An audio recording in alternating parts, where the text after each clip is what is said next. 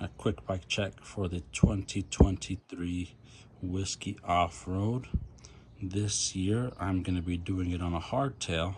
So this is my Trek Stache 7 2019. Doing the 30 proof. So here's what we got on it. Start down here with a wolf tooth oval. Got a 32-34 tooth.